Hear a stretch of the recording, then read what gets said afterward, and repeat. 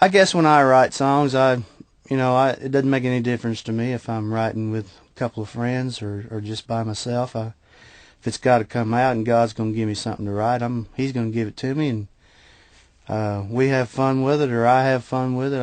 I like to have a co-writer a lot of times. It kind of double checks yourself, I'm not infallible by any means, but co-writing to me is kind of a brotherhood sharing kind of thing too. So you get to share sometimes a very important piece of work with a great friend, and that's something you can't buy with money. I think the single most important issue for a songwriter here today in Nashville, like we are trying to make a living at it, is that it's really hard to say something that hasn't been said or say it in a different way. But I think one of the most important things is I want to write a song that somebody's going to want to hear more than one time. And those are hard to come by sometimes. Too Much Fun was a song that I wrote with one of my very best friends from back home in Pennsylvania, actually, Jeff Knight. And we probably write maybe once a week, something like that, back in those days.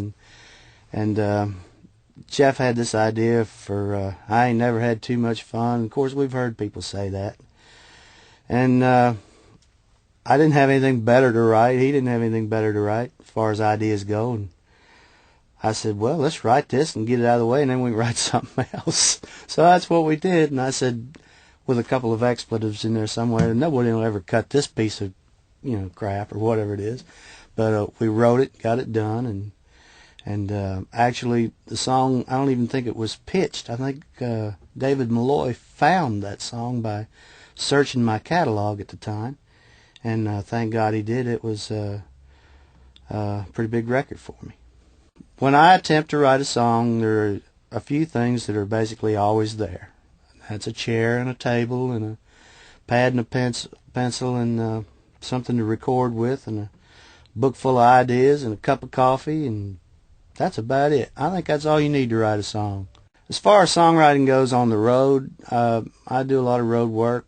It's mostly weekend stuff, but don't usually get a chance to write much anymore on the road. It's because things are usually kind of hectic, flying and things like that most of the time. But if I do get a chance to get on a bus and ride for a while, I'll get a guitar out and fool around with a few things. But it doesn't really become a hindrance, but I don't know that it aids me any to try to write on the road. I have done it, have written some. In fact, What's It to You, the Clay Walker song, I got that song started on the bus one day out on the road when I worked with Vern Gosden, and so it can happen out there. I guess my favorite, maybe one or two, maybe three songs I've ever written are the couple Shenandoah things. Rock My Baby was a very personal thing for me. What's It to You was a really fun write. It was a lot of fun to write that song.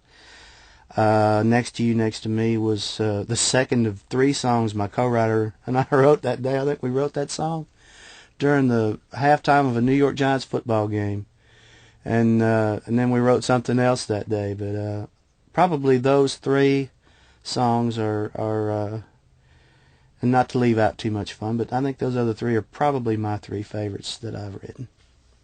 I think when a songwriter first comes to Nashville and is trying to get a toe in the door somewhere, networking is probably more important than his talent that he brought with him in the suitcase when he came to town. This is a very friend-oriented business here, and that's good and that's bad. I think mostly good.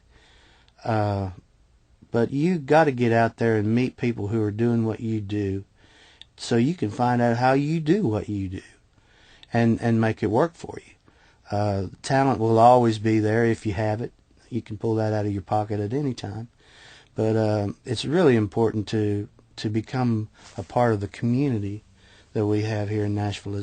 This is the greatest songwriting town in the whole world, and not many people would disagree with that, and it's a very special bond we all have, and we look forward to seeing each other all the time. So networking, I think, is probably as important as the talent itself.